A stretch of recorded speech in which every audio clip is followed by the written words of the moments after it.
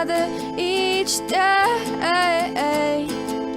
Where there's a will, there's a way.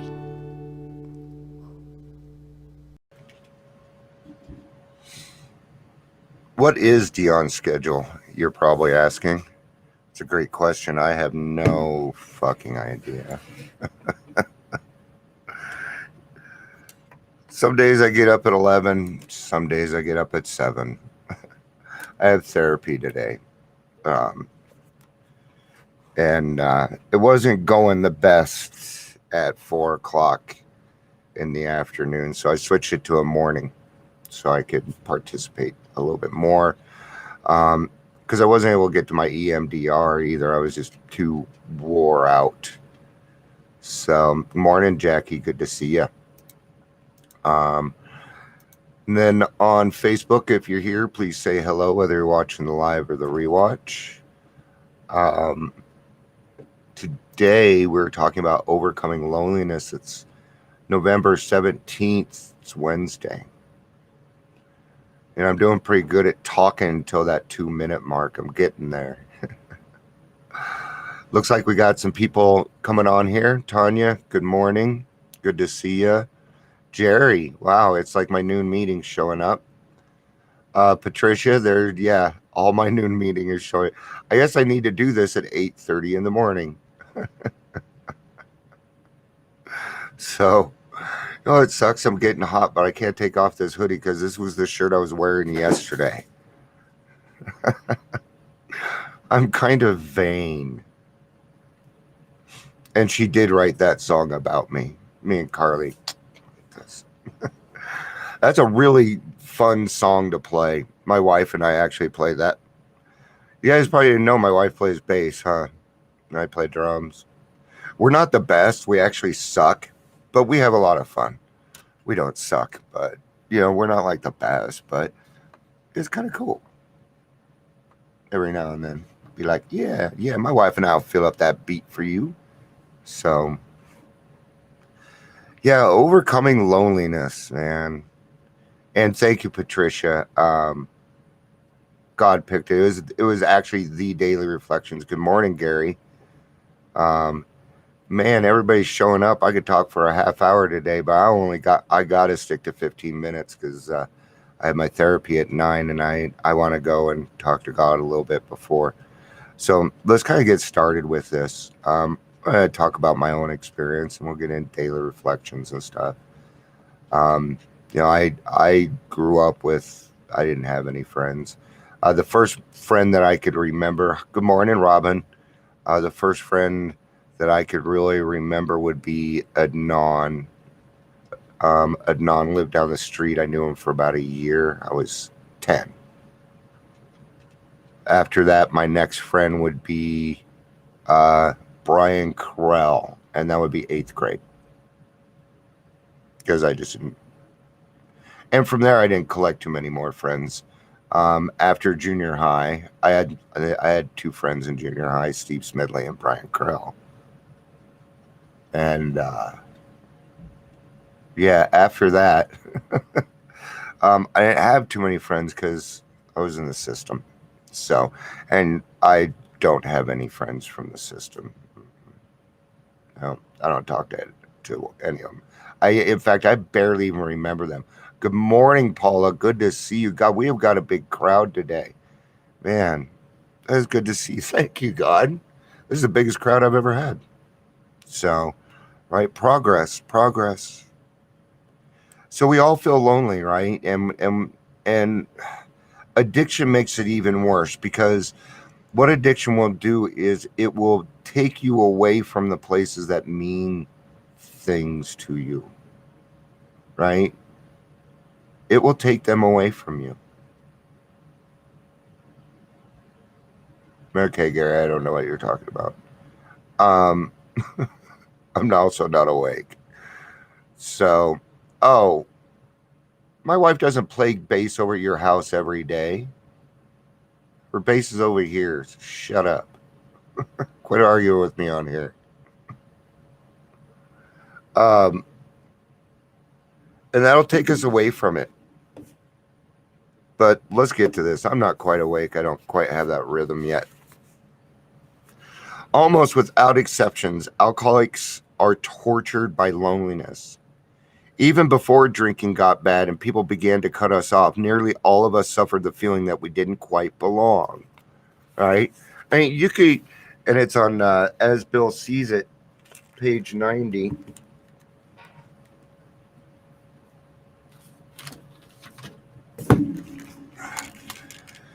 You know, we could fill up Mile High Stadium. We could have Dion Day, and everybody in the whole city could be celebrating Dion and all the fantastic things that he is, and I would still feel lonely. Right? You guys know exactly what I'm talking about. Okay? It says in the big book, and he will know loneliness such as few do. Okay? Now, it is your choice whether you want to stay there or not anymore. See, there's a whole fellowship for you out there. You don't have to be lonely. Okay? You don't have to be lonely. There's a force in this world that will make you not lonely for the rest of your life, and his name is God. Okay? There's going to be a day when it's just going to be, you're going to be going through a problem, and it's just going to be you and God. No one else. Just you and God. And it's going to have to be okay. Right? Because people are people. Even when I'm going, like I was going through something a week or so ago, right? And sent out a couple messages. Probably sent out about 5 one person. And that's about right. Because I have to remember people are busy. They have things going on. Maybe they're out of town. Maybe they're sitting with a sponsee right now. Maybe they're in the middle of a 12-step call. Either way, it has dictated that it is between me and God now. Are you okay with that? Because if you're okay with that, then I got some great fucking news for you. You never have to be lonely again. I like spending a lot of time by myself. Okay, that's not a secret. I enjoy my alone time. I like it. I also like my time with people. Well, but do I hardly ever feel lonely anymore? I'm not saying it doesn't happen. I have my days. And when that happens, I come on here and I say, hey guys, I'm feeling lonely. I don't feel like I'm doing what I need to do. And my people give me encouragement. Well, that's okay too. Sometimes I need that. Don't tell me that words don't hurt, because they do. They do. Sticks and stones may break my bones, and words fuck me up just as much, if not more. So page 90, to watch loneliness vanish. That is one of the 9th step promises, and it will happen before you are halfway through. I believe it is my belief that it is halfway through the steps, because that has been my experience. Some people think it is halfway through the 9th step. That is their experience. Either way is correct. Either way is, yes, correct.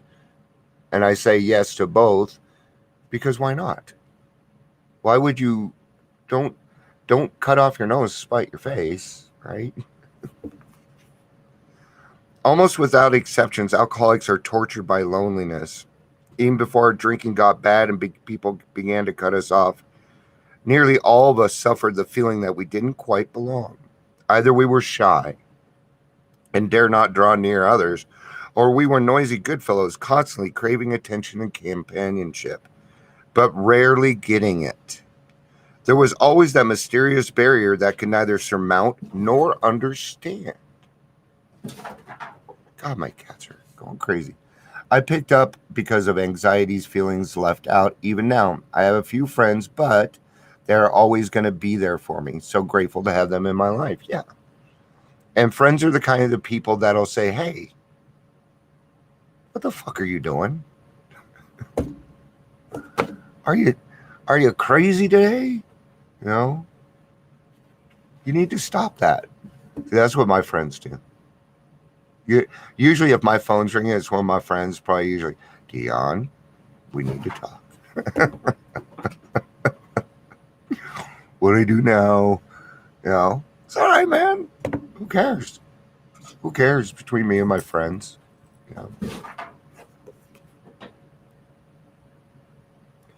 That's one reason we loved alcohol too well. But even Bacchus betrayed us. We were finally struck down and left in terrified isolation. And that's when and guess what? When you're down like that, guess who shows up? Guess who shows up? Yeah. Got to find a different name for him, but yeah, you bet your ass the devil's going to be there. You know he's going to be there. Watch it happen all the time when people are down. He tries to sneak his fucking little sneaky hands in there, man. Yeah. Tried to do it with my sponsee yesterday. Man, he set him up bad. That was uncool. Fuck that. You ain't getting my sponsee. Nope.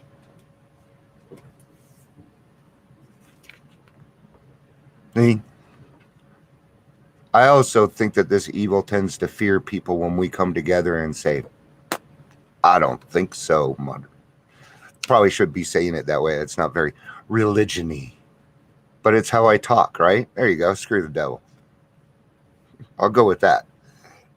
Not quite swearing, but gets the point across. Here comes the good part. Life takes on new meaning in AA.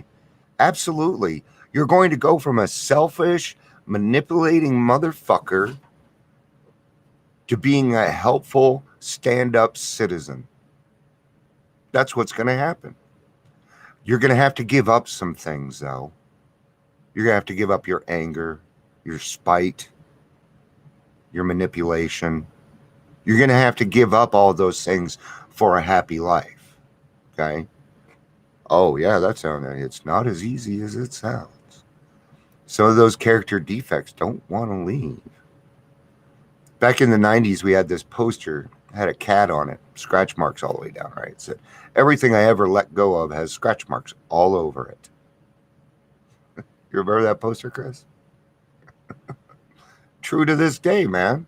Everything I ever let go of seems to have scratch marks all over it. So life takes on new meaning to watch people recover. Okay?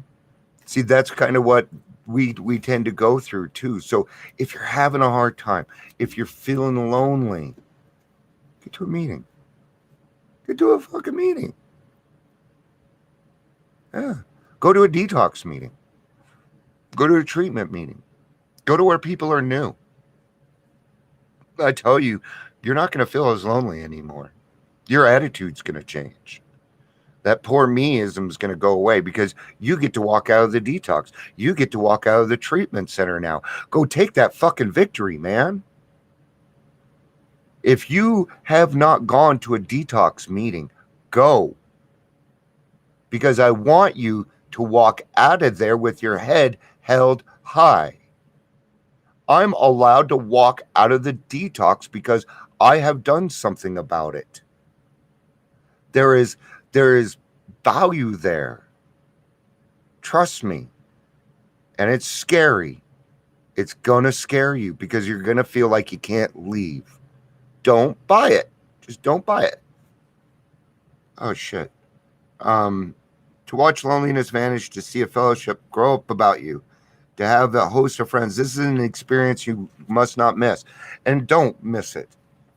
It is the reason you end up staying. It is the miracle that says, keep coming till the miracle happens. Keep coming. Right? And then one day you're going to hook with another friend who's just as crazy and fucked up as you. And you can go to coffee and talk about God. All right, I got to finish this up, guys. I'm sorry. I would love to sit here for another 15 minutes. I would. The agonies and the void that I often felt inside occur less and less frequently in my life today.